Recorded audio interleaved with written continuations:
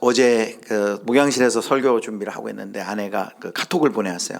여보 긴급 상황이에요. 그러면서 카톡을 봤는데 뭔가 봤더니 영상을 찍어 보냈는데 저희 집에 구피를 키우는데 구피 한 마리가 그렇게 새끼를 많이 낳는 거 20마리 낳고 지금 더 낳고 있다고 영상을 찍어 보냈더라고요.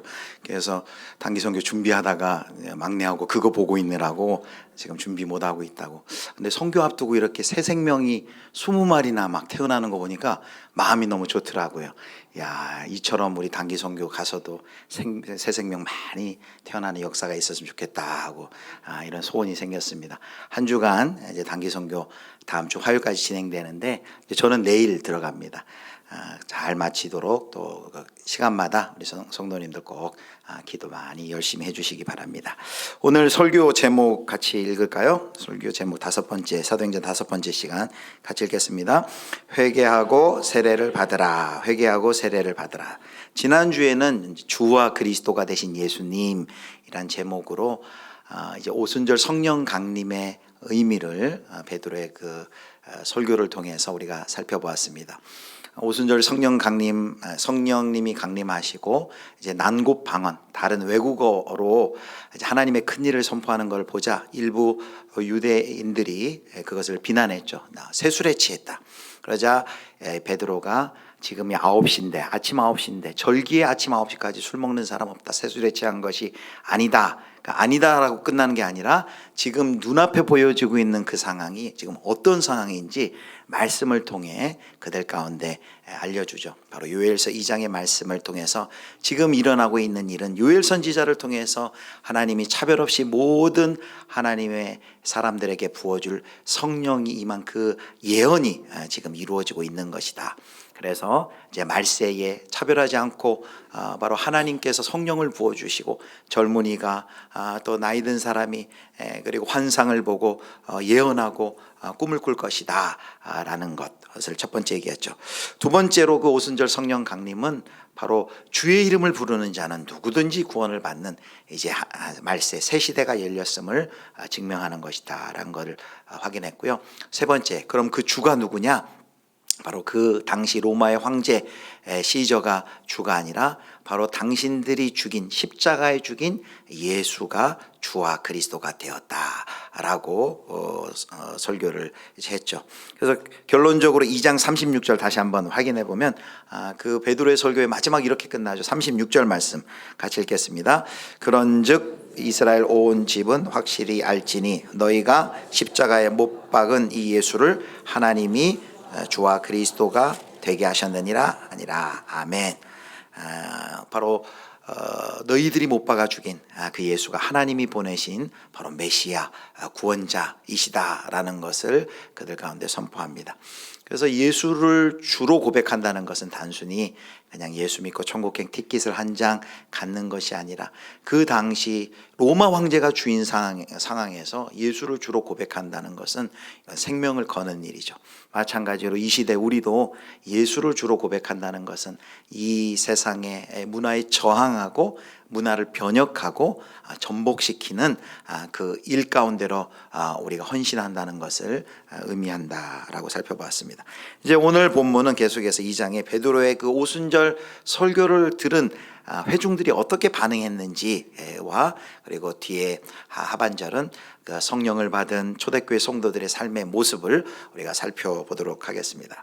자, 먼저 베드로의 설교를 들은 회중들은 도대체 어떻게 반응을 했을까요?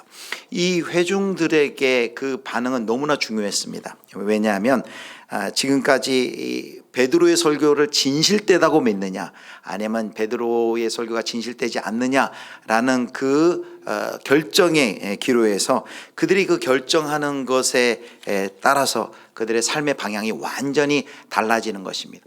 그동안 그들이 믿었던 것은 예수는 하나님의 저주를 받아서 나무에 못 박힌 자, 저주받은 자라고 그렇게 율법에 근거하여서 믿었는데 이제 바로 너희가 죽인 그 예수가 바로 하나님의 메시아다, 주다라는 것을 그들이 인정한다면은 이제 그동안의 율법의 해석은 다 뒤집어지는 것이고 틀렸다는 것을 의미하기 때문입니다. 자, 이들이 도대체 그 설교에 어떻게 반응했을까요? 자, 37절 말씀을 보도록 하겠습니다. 그들이 이 말을 듣고 마음에 찔려 베드로와 다른 사도들에게 물어 이르되 형제들아 우리가 어찌할꼬 하거늘. 첫 번째 거기 반응이 뭐라고 되어 있냐면 그들이 마음에 찔렸다라고 했어요. 이건 그냥 이렇게 살짝 찌른 게 아니라 원어적인 의미는 심하게 찌르다, 예리하게 마음에 아픔을 주다라는 것이에요. 왜 이들이 이렇게 마음이 그렇게 아프고 심하게 찔림을 받았습니까? 37절에 보면 이 말을 듣고 라고 했어요. 이 말이 뭐예요? 바로 사도 베드로가 지금 쭉 예수 그리스도의 생애와 그분의 십자가의 죽으심과 부활과 그리고 승천하셔서 지금 통치하시는 그 예수가 너희가 바로 죽인 바로 하나님의 메시아다, 주와 그리스도다라는 그 말을 듣고 마음에 심하게 찔림을 받은 것입니다. 그리고 또 질문하는 거죠. 형제들아 우리가 어찌할꼬 라면서 그 말을 듣고 질문을 하고 있습니다. 여러분, 왜 이 회중들이 심하게 이렇게 마음에 찔림을 받고 그리고 도대체 그럼 우리는 형제들아 우리가 이제는 어떻게 해야 되느냐라고 이런 질문을 했을까요? 도대체 베드로의 설교를 통해서 이들이 무엇을 깨달았기 때문에 이런 반응을 할 수 있었을까요? 바로 이 점이 오늘 우리가 살펴보려고 하는 참된 회개가 무엇인지를 알려주는 지점입니다. 자, 오늘 세 가지 참된 회개가 무엇인지 이들의 반응을 통해서 우리가 살펴보도록 하려고 합니다. 자, 이들이 어떻게 이런 반응을 할 수 있을까요? 그것은 베드로의 설교를 통해 그들이 깨달은 것이 있습니다. 그것이 뭐예요? 바로 예수님의 십자가와 부활을 통해서 결정적으로 나타난 그 하나님의 사랑을 그들이 알게 되었습니다. 그 하나님의 사랑을 그리고 그들을 구원하시기 위해서 예수를 바로 이 땅 가운데 메시아로 구원자로 보내주셨다는 것을 그들이 알게 된 것입니다. 성도 여러분, 우리가 회개라고 할 때 혹시 이렇게 생각하지 않습니까? 내가 조금 잘못한 것, 윤리적으로 도덕적으로 좀 부족한 것, 그것을 하나님 앞에 잘못했다고 회개한다라고 생각하지 않습니까? 그냥 자신의 부도덕함을 아파하고 괴로워하는 것 정도로 구원에 이르는 회개를 할 수는 없습니다. 그렇다면 회개란 무엇입니까? 방금 이 베드로의 설교를 듣고 반응을 했던 이 사람들의 깨달음이 우리 가운데 있어야만 우리도 진정으로 회개를 할 수 있다는 거예요. 그게 뭐예요?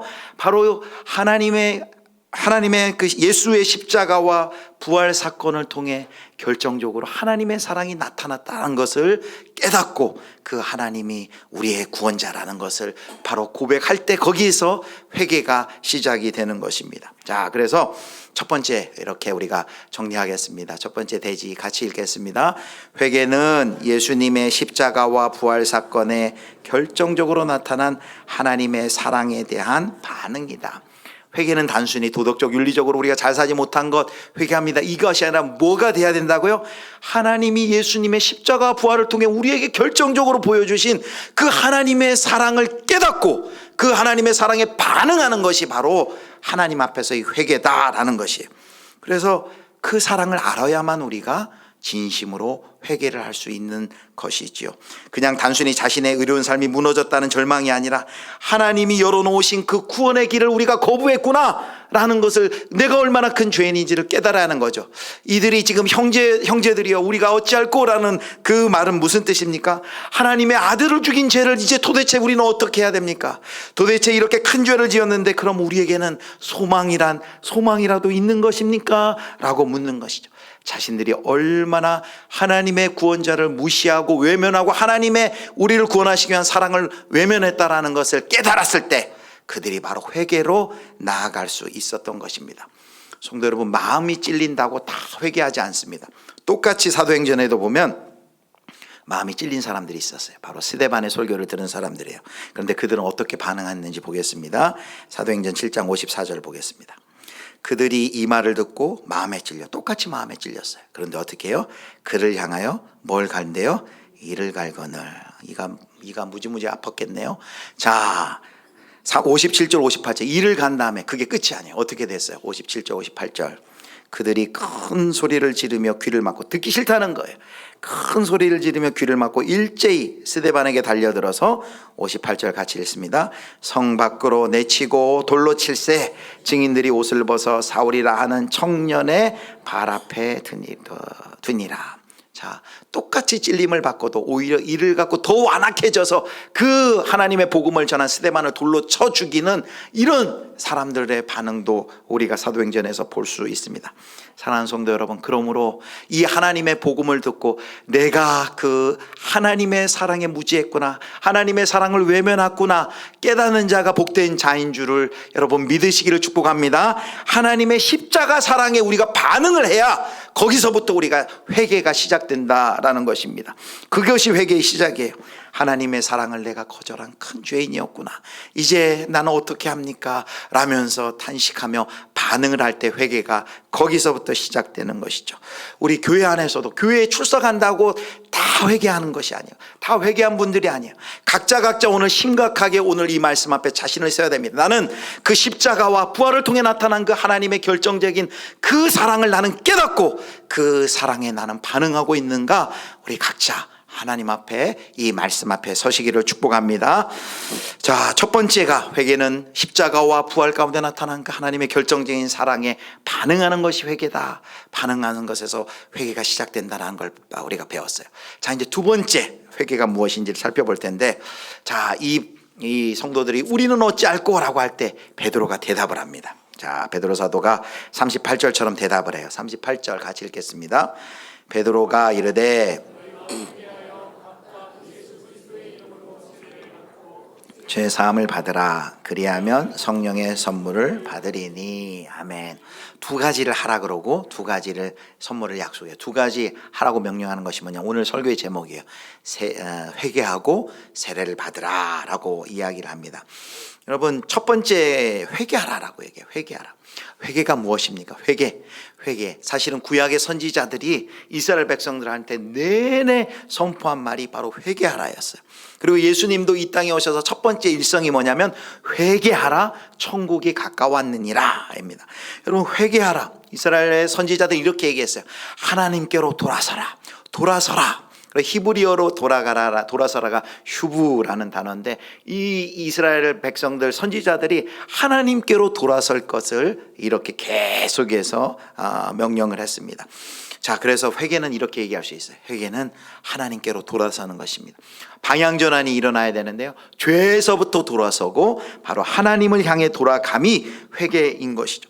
그래서 회개는 아주 일생일대의 방향전환이라고 할 수 있습니다. 세상 나라에서 살아가던 태도를 조금 수정하는 정도가 아니라 완전히 살아가던 그 방향을 전환해서, 죄를 향해 세상을 향해 나아가던 그 방향을 전환해서 하나님께로 돌이키는 것, 바로 일생일대의 방향 전환이라는 것이죠.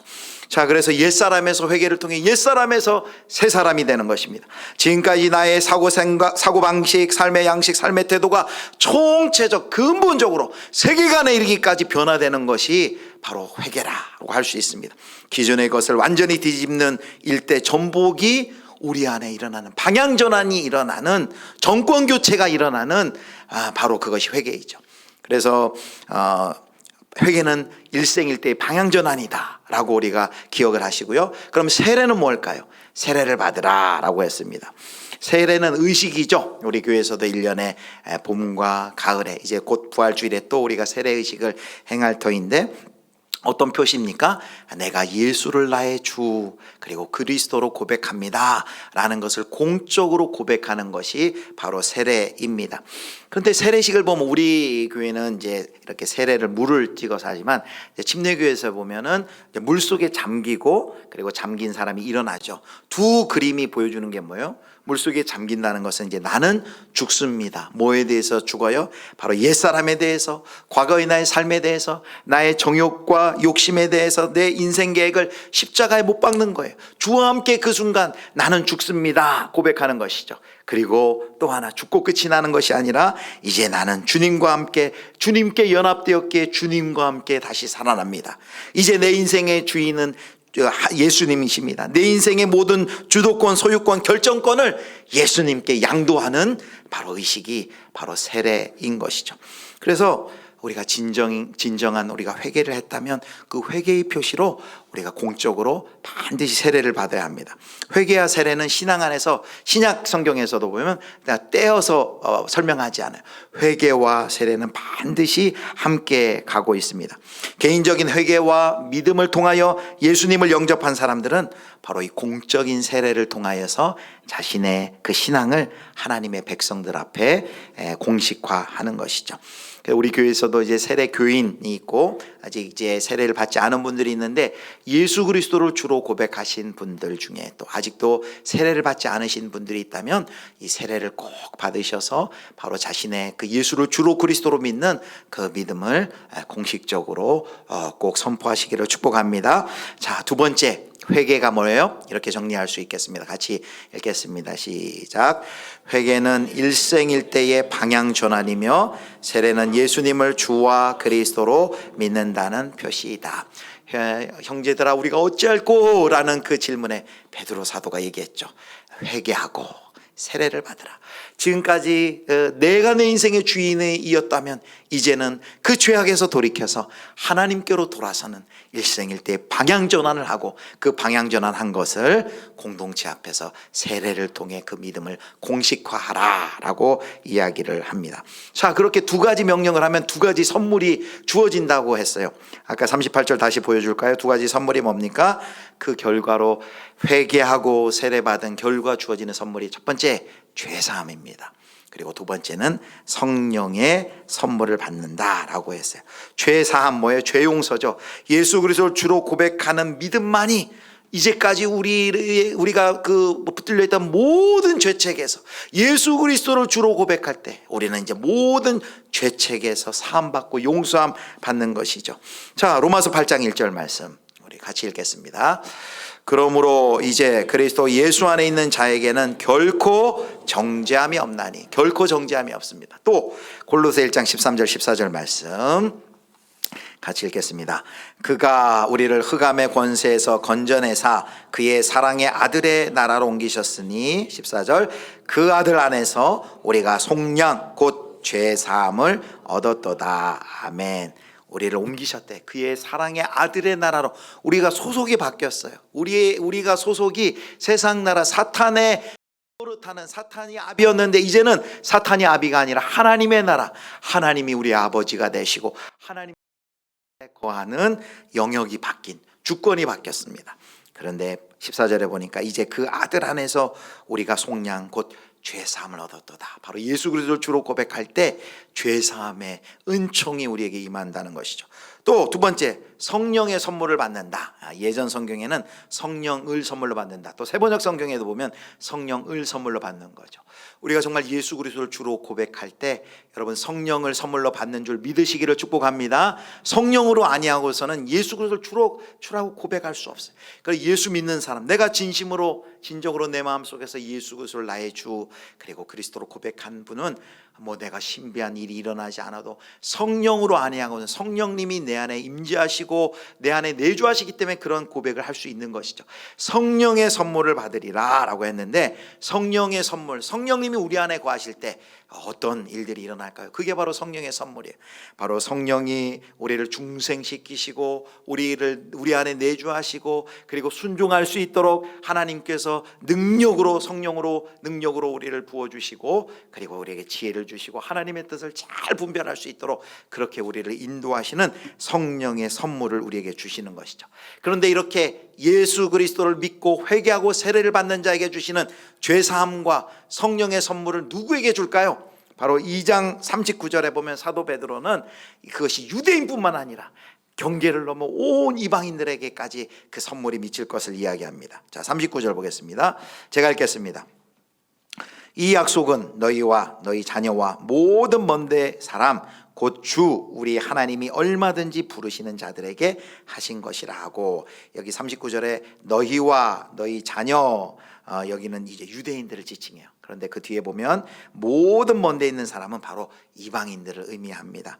성령의 선물이 하나님이 부를 때 회개함으로 반응하는 모든 사람들에게는 누구든지 인종과 혈통을 가리지 아니하고 그 성령의 선물을 하나님께서 부어주시는 그 시대가 도래했다 라는 것을 사도 베드로가 이야기하고 있습니다. 자, 이렇게 사도 베드로의 설교를 듣고 또 회개하고 세례를 받은 사람들이 얼마나 될까요? 41절에 보면 이렇게 돼 있죠. 41절, 그 말을 받은 사람들은 세례를 받음에 이날의 신도의 수가 몇 명이래요? 3천이나 더하더라. 놀라운 초대교회 부흥의 역사가 있죠.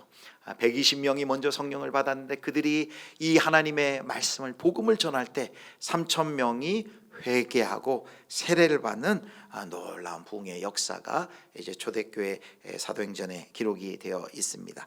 자, 이제 마지막 이제 세 번째 우리가 회개에 대해서 지금 살펴보고 있죠. 첫 번째 회개는 뭐냐?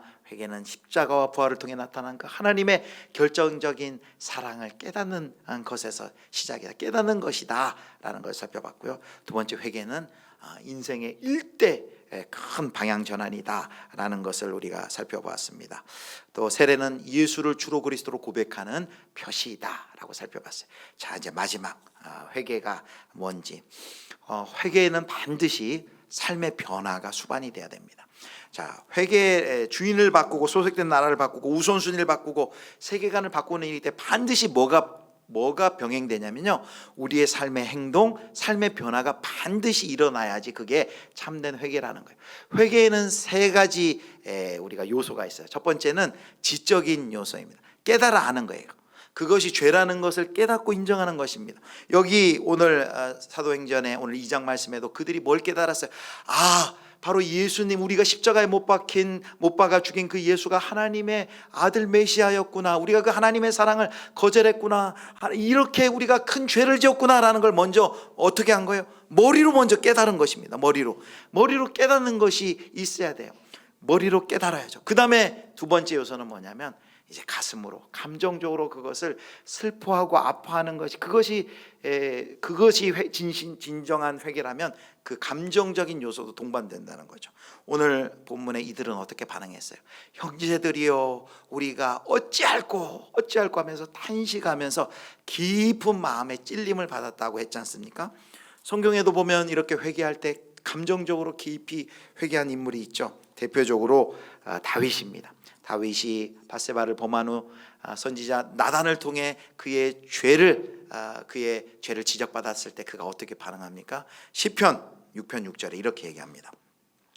내가 탄식함으로 피곤하여 밤마다 눈물로 내 침상을 띄우며 내 요를 적시나이다.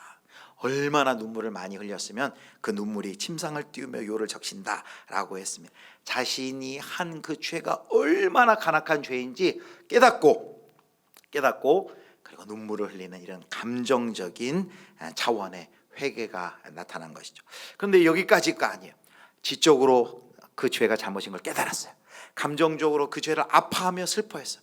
거기까지 하면 온전한 회개라고 할 수 없어요. 참된 회개는 어디까지 나아가야 되냐면 바로 지정의, 바로 행동, 삶의 변화에까지 나아가야 됩니다. 그래서 오늘 본문에서 보면 이렇게 회개하고 세례를 받고 성령을 선물로 받은 이 초대교회 성도들이 도대체 그 삶이 어떻게 변화되어 가는지가 이제 42절부터 마지막까지 잘 기록이 되어 있습니다. 이 세 번째 변화, 오늘 본문에서 공동체를 통해 사회적인 삶의 변화까지 나타나는 것을 우리가 확인할 것입니다. 자, 42절 같이 읽겠습니다. 42절 말씀 같이 읽습니다. 그들이 오로지 기도하기를 힘쓰니라. 아멘. 42절, 이 초대교회 회개하고 세례받고 성령을 선물로 받은 그들의 삶의 모습을 42절에 요약하고 있고 43절부터 뒤 47절까지 부연해서 이렇게 설명을 하고 있습니다. 42절을 보면 네 가지를 얘기해요. 초대교회 그 공동체의 변화된 모습, 사도의 가르침을 받았다, 초대교회가. 그다음에 서로 교제했다, 그다음에 떡을 뗐다, 그리고 오로지 기도하기를 전념했다. 이 네 가지를 이야기해요. 이 네 가지 초대교회의 모습을 가지고 존 스토트 목사님이, 영국의 존 스토트 목사님이 살아있는 교회라는 책에서 이 2장 42절부터 47절까지의 이 모습을 가지고 그 교회의, 초대교회 교회의 모습을 이제 네 가지로 정리를 했어요. 기회가 날 때 이제 자세하게 네 가지를 한번 살펴보면 좋겠고요. 오늘은 제목만 제가 짧게 언급을 하겠습니다. 살아있는 교회. 회개하고 세례받고 성령을 받은, 그래서 세워지는 초대교회는 살아있는 교회인데, 살아있는 교회는 어떤 모습이 있느냐? 첫 번째는 여기 가르치는 이라는 가르침을 받았다 그러죠. 첫 번째는 배우는 교회다라는 것이죠. 배우는 교회. 사도들의 가르침을 배우는 교회, 사도들과의 관계 차원에서 설명을 하고 있습니다. 오늘날로 이야기하면, 오늘날은 사도가 없죠. 오늘 여러분 혹시 누가 내가 사도다라고 얘기하면 그 사람은 이단인 줄 생각하면 돼요.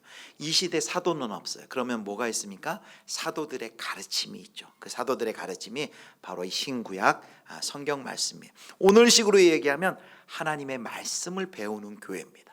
말씀 위에 세워진 교회이라는 것이죠.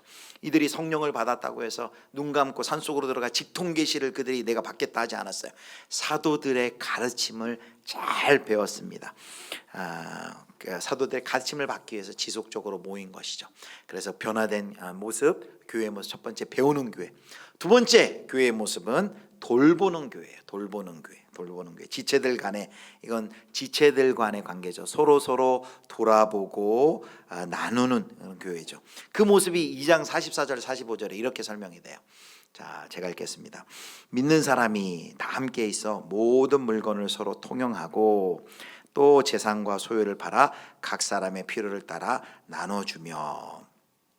여러분, 이 본문 읽으시면 좀 부담되지 않으세요? 야, 이제 예수 믿고 세례받고 회개하고 세례받으면 이제 개인 재산, 사유 재산도 없고 이제 다 이제 교회다 바쳐야 되고 이제 이렇게 해야 되나?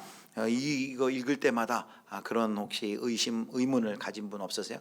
이거 무슨 그럼 초대교회로 돌아가자는데, 그럼 초대교회가 이게 사회주의 경제 체제로 그럼 돌아가자는 얘기인가? 그렇게 오해할 수 있어요. 잘 들으시길 바라요. 오해가 우리 가운데 있는데, 자, 여기 보면 사유재산 없이 모두 다 유무상통하는 것이 바로 초대교회의 모습이고, 우리가 그쪽으로 그 방향으로 나아가야 된다라고 설명하는 것이 아닙니다. 여기 44절 45절 다시 보여주세요.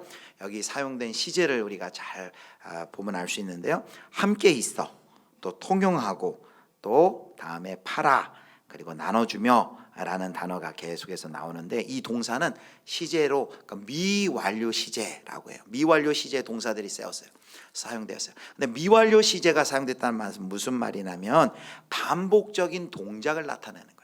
그러니까 초대교회가 뭘 반복했다는 거예요? 함께 있고 통용하고 팔아 나눠주며, 이런 것을 반복적으로 했다는 거예요. 한 번 다 사유재산 다 가져와 해가지고 사유재산을 소유하지 못하게 하고 그걸 다 팔아가지고 한 번에 도와주는 것이 아니라, 공동체에 도움이 필요한 사람들이 나타날 때마다, 그때마다 너나 할 것 없이 십시일반으로 형편껏 자기의 가지고 있는 것을, 어떤 사람은 자신의 것을 팔아서, 어떤 사람들은 자신의 가지고 있는 것을 내어놓고 핍절한 사람을 외면하지 않고 도왔다라는 것이죠.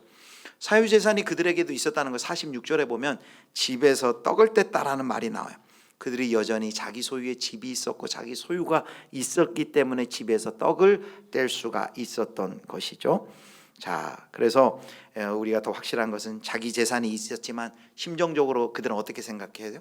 이것이 내 사유 재산이지만 가난하고 핍절한 궁핍한 사람이 공동체 가운데 나오면 언제라도 나의 재산을 통해 그들을 도울 준비가 되어 있었던 것이죠. 여러분, 이것이 어떻게 가능합니까?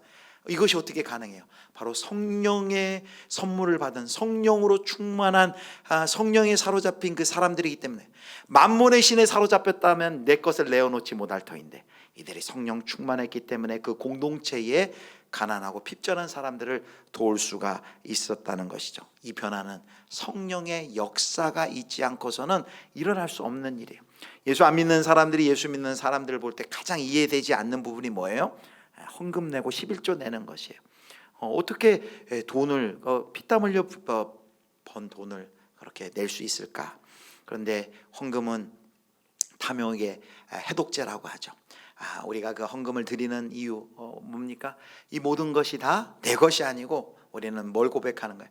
하나님께서 주신 것입니다. 하나님께서 나의 삶의 주관자시고 생명의 주관자이심을 그 물질을 통해 고백하면, 내가 물질의 노예가 아니라 하나님이 나의 삶의 주인이고 하나님이 나에게 주신 것이고, 그리고 내가 그 물질, 남은 물질도 그걸 헌금을 통해 고백하고, 그리고 남은 물질도 주의 뜻대로 내가 잘 사용하겠습니다 결심하는 것이 바로 헌금이죠. 그런데 그게 어떻게 해요? 이건 억지로 안 돼요. 여러분, 그 성금은 억지로 하는 게 아니죠. 억지로 안 되고 어떻게 해요? 성령의 역사가 아니고서는 만몬의 집에서 성령의 역사를 통해 벗어날 때 그 일이 가능한데, 초대교회의 삶의 변화가 바로 이렇게 이웃을 돌보고 사회적인 평등을 위해서 그렇게 변화되는 역사가 바로 성령의 그들 가운데 임함을 통해 이런 변화가 나타나는 것이죠.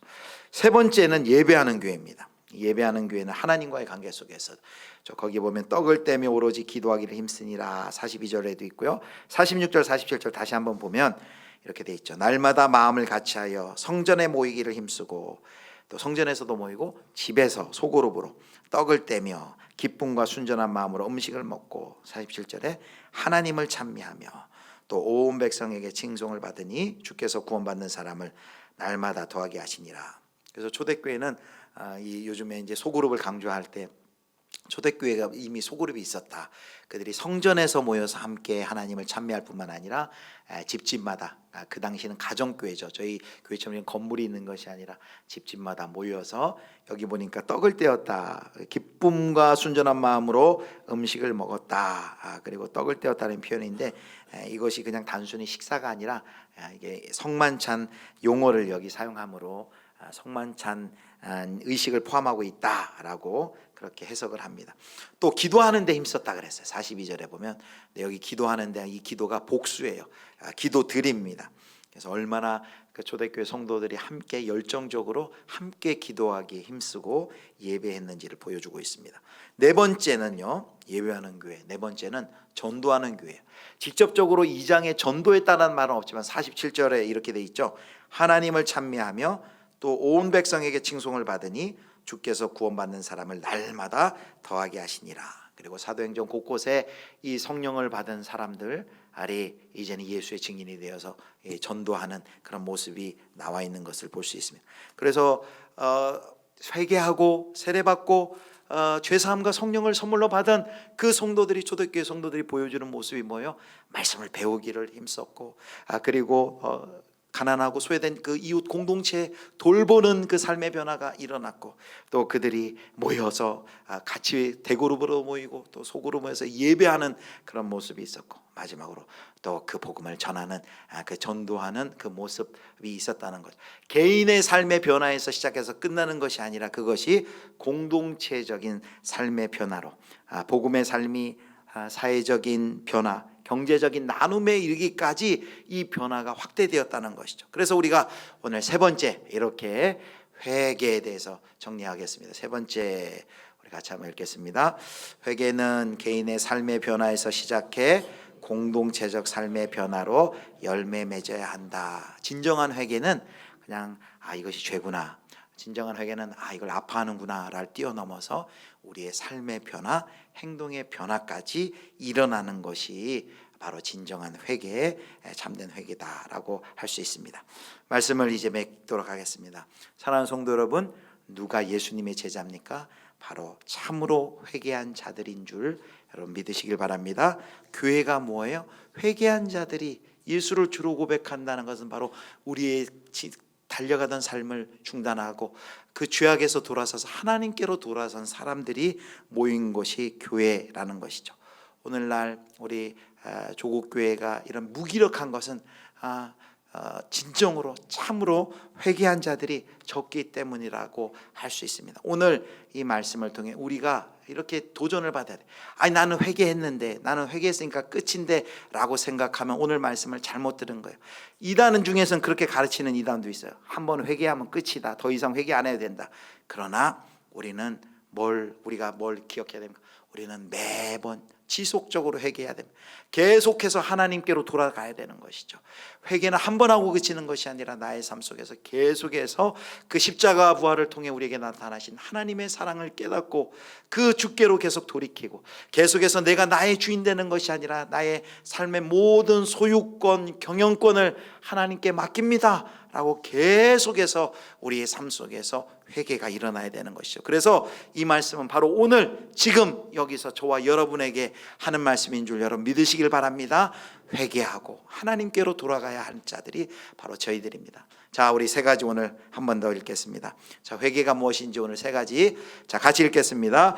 회개는 예수님의 십자가와 부활 사건에 결정적으로 나타난 하나님의 사랑에 대한 반응이다. 그 하나님의 사랑을 깨닫고 반응하는 것이 회개. 단순히 도덕적 윤리적으로 내가 부족한 것을 회개하는 것이 아니라 구원에 이르는 회개는 그 하나님의 사랑을 깨닫고 그것에 대해 내가 아멘 하고 반응하는 것이 회개의 시작이라는 것이죠. 두 번째, 회개는 일생일대의 방향 전환이며 세례는 예수님을 주와 그리스도로 믿는다는 표시이다.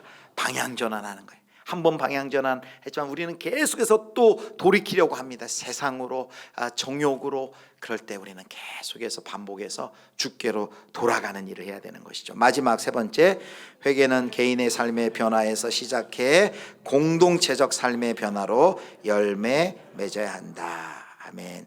우리가 개인의 삶의 변화에서 시작하지만 그게 끝이 아니라 우리의 공동체적인 삶의 사회적 차원에서 여기 경제적 나눔도 살펴보았지만 이런 차원에까지 우리의 변화되는 것이죠. 하나님 나라를 들어가기 위해서는 회개해야 돼요. 그런데 회개하고 하나님 나라에 내가 들어갔다고 끝이 아니라 그 하나님 나라를 누릴 수 있는 방법도 온전한 회심, 회개인 줄 믿으시기를 바랍니다.